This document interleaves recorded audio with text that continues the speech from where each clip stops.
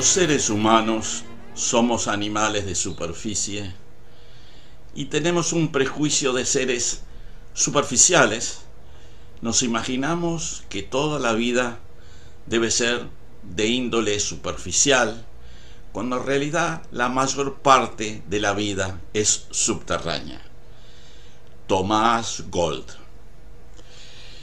Grandes mejillones y almejas de 30 centímetros de longitud, enormes gusanos tubulares con largos pedúnculos superando los 2 metros de largo, corpulentos cangrejos, enormes percebes, camarones y otros invertebrados que se alimentan de bacterias. Por su lado están los pulpos, que se alimentan de todos los invertebrados que mencionamos antes. Esos ecosistemas son característicos de los fondos oceánicos, fondos profundos, lo que se llaman las surgencias hidrotermales. Se les encuentra en casi todos los océanos, asociados a fracturas de la corteza, generando extensos ecosistemas, fragmentados pero extensos al fin, que en número de miles existen en todos los océanos del planeta.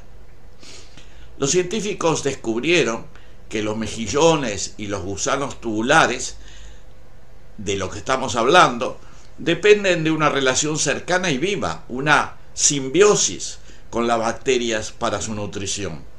En esta simbiosis, las bacterias utilizan sustancias químicas del fluido hidrotermal y el agua de mar para producir compuestos orgánicos, mientras que los mejillones y otros invertebrados con esas características proporcionan a las bacterias compuestos esenciales y protección.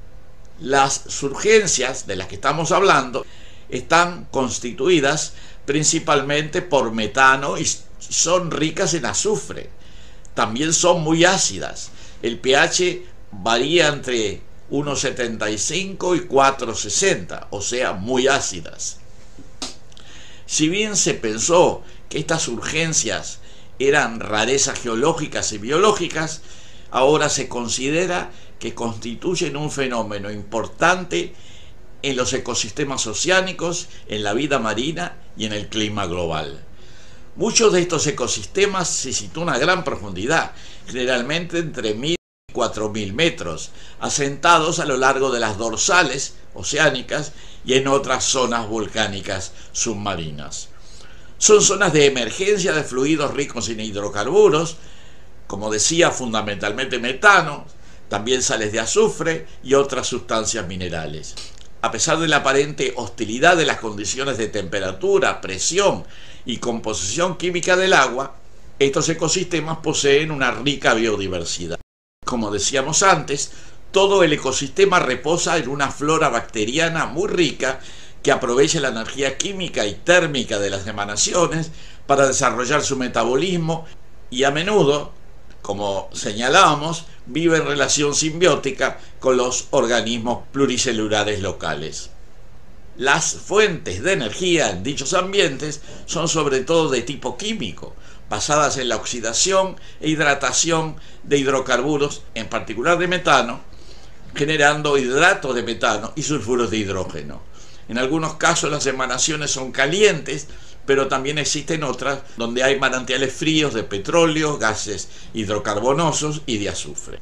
Muchas de estas bacterias pertenecen al gran grupo de arqueobacterias, incluyendo las denominadas genéricamente hipertermófilas, que pueden vivir en temperaturas muy elevadas de hasta 80 grados centígrados o más. Señala Tomás Gold que ello ocurre porque sus membranas cerosas permiten los intercambios a temperaturas elevadas y a temperaturas más frías se endurecen y no funcionan apropiadamente. Este autor hace notar que la temperatura de ebullición del agua, que en la superficie es de 100 grados centígrados, sube a 300 grados solo a tan solo 876 metros de profundidad. El punto crítico en donde la fase vapor y agua líquida aparecen indiferenciadas se encuentra a 2250 metros de profundidad. En muchas comunidades hidrotermales submarinas, el agua es un fluido supercrítico y por lo tanto no hay problemas de ebullición del agua que podría afectar los procesos vitales, como ocurre en la superficie. Por esa razón, asume Gold, es posible imaginar que no solo en el océano, sino en los poros de las rocas, de los sustratos rocosos a gran profundidad, tal vez hasta 6 o 10 kilómetros, exista una abundante población de hipertermófilas que utilicen la energía química disponible, en particular la que se puede extraer de la oxidación del metano y de otros hidrocarburos. El metano, cuya surgencia está generalizada en muchos puntos activos del planeta, es un combustible biológico particularmente deseable en profundidad porque su densidad aumenta considerablemente. A 6 kilómetros de profundidad, el metano es 400 veces más denso que en la superficie. Con esa densidad, las chances de que las moléculas de metano atraviesen las membranas de las arqueas, de las bacterias, son muchísimo mayores, facilitando su alimentación. En la superficie, los consumidores de metano o metanótrofos son grupos poco comunes, porque el metano cerca de la superficie se oxida en dióxido de carbono. Sin embargo, en profundidad, todo parece indicar, según Gold, que los metanótrofos sean la base misma del sistema subterráneo. Este sistema biotérmico profundo es lo que Gold llama la biosfera profunda y caliente, the Deep Hot Biosphere. En muchas perforaciones se han detectado comunidades hipertermófilas en profundidad. El autor mencionado proporciona dos ejemplos: un pozo petrolero de Alaska, donde se pudo registrar biología activa a una profundidad de 4.200 metros y una temperatura de 110 grados centígrados, y un pozo de 5.200 metros en Suecia, donde se comprobó la presencia de microorganismos anaeróbicos con temperaturas de 60 a 70 grados. En las fuentes hidrotermales continentales no oceánicas, a menudo subaéreas, existen también otros ecosistemas que también dependen de la energía química. El ejemplo de los manantiales hidrotérmicos de Yellowstone en los Estados Unidos es conocido. Las comunidades termofílicas de estos lagos termales fueron estudiadas detalladamente durante la década de 1960. Una de las bacterias hipertérmicas identificadas y descritas en Yellowstone, en esa época, la Thermus aquaticus, permitió las primeras réplicas rápidas de ADN que posibilitaron el desarrollo de la industria biológica molecular de fines del siglo XX y principios del siglo XXI. Las bacterias que habitan dichos manantiales calientes utilizan los minerales en estado químico reducido y agentes oxidantes para desarrollar su metabolismo. En los lagos termales también habitan otros organismos, que en la mayor parte de los casos son dependientes directa o indirectamente de las termobacterias antes mencionadas. En una primera instancia, estos ambientes hidrotermales, submarinos y continentales aparecen como ambientes extremos y anómalos. En la opinión de Gold, estos ecosistemas son la mera expresión superficial de una enorme biosfera profunda. No serían rarezas de la biología, sino por el contrario la modalidad más común de la vida en la Tierra y en otros planetas también.